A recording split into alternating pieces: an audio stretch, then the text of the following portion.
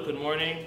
This morning is the 4th day of Nisan, and after the halacha, we will be doing the special learning that is for the Nasi, the prince of the tribe of Reuven, which today was his day of doing the services and the sacrifices in the temple during the inauguration of the Mishkan.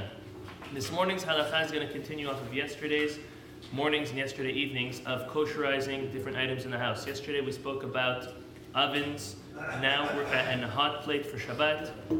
This morning we're going to speak about microwaves and stovetops. So first of all, microwaves, the kosher microwave for Pesach is very problematic. Depending on the way that the element actually is in the different microwaves, most halachic authorities, if not all, but most halachic authorities all say that on Pesach you should not use your microwave. Now, that's up to each and our own discretion if we want to buy a new one or if we want to live without a microwave for a couple days, the days of Chol HaMoed. So this is very important. The reason for this being is because in the microwave, the element is in a certain spot that what happens is guk and goo and literally food and chametz will get stuck there. Besides for that, inside the microwave, we know that there are little maybe holes or dots. Some of them are on the top, on the back, or on the side, and dirt and chametz gets in there and it's almost impossible to clean. There are ways around it. We say that if you absolutely need to use it, you could clean it thoroughly, wait 24 hours, and run a couple cycles of a bowl of water and soap in the microwave, turn it on, let it run and run and run. It gets all bubbly and steamy in there, but it is very questionable if that works for Pesach. Between meat and milk, there are those that would be lenient to kosherize that way, but for Pesach, for Hametz, most are stringent when it comes to a microwave. The next let's speak about is a stovetop. There's different types of stovetops. We'll speak about coiled stovetops, which are not so common anymore, electric glass stovetops, and the third type of stovetop, which is a gas stovetop with grates. The law is as follows. When it comes to the coil stovetops, they need to be removed, cleaned thoroughly.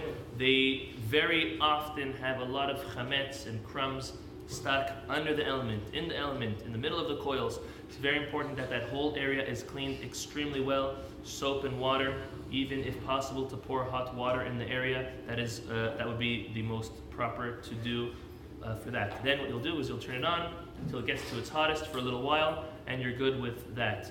The next, which is a very common, one of the most common types of stovetops, are the glass stovetops. Glass stovetops are as follows. They need to be cleaned thoroughly, water and soap. Very important, the different type of glass stovetops have a groove. Some of them are flush with the countertop. Some of them have a little lip. Each and every one, you have to look very clearly to look where are there crumbs in order to be clean. Along with that is paying attention to the knobs. Many of the knobs remove. Sometimes you cleaned it, you thought you kosherized it, you poured hot water in it, you lift the knob and you see some crumbs over there. So don't work double. Lift the knobs, clean under the knobs, all the nooks and crannies in every part of the stovetop.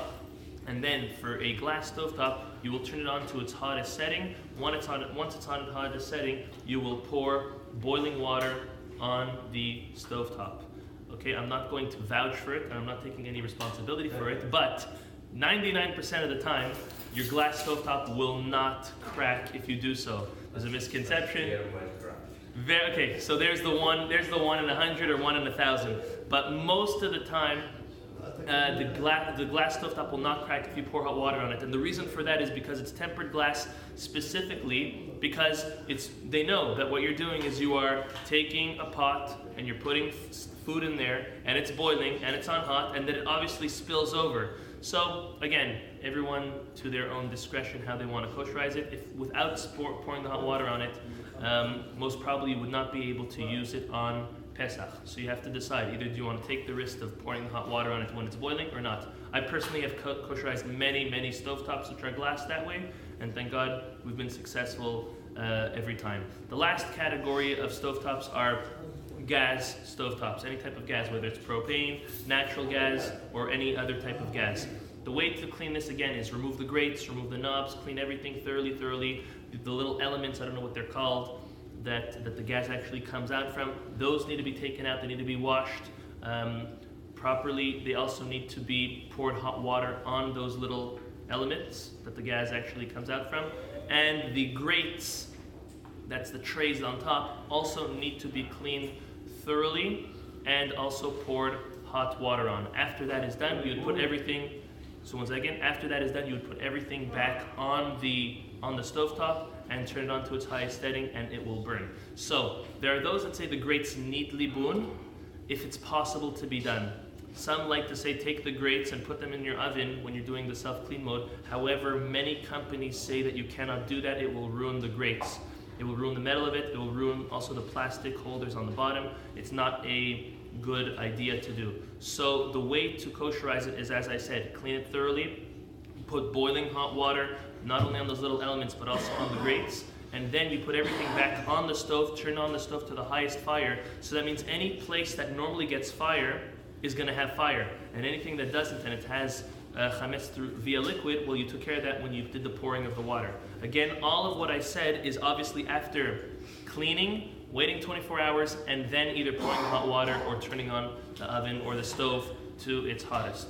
Trying to go as quick as possible with these details and these utensils. Anyone who has any questions, please, you can call me or speak to me about it. Bezat Hashem. Tonight Mincha Arvit is at 7:10. Tomorrow morning Shacharit.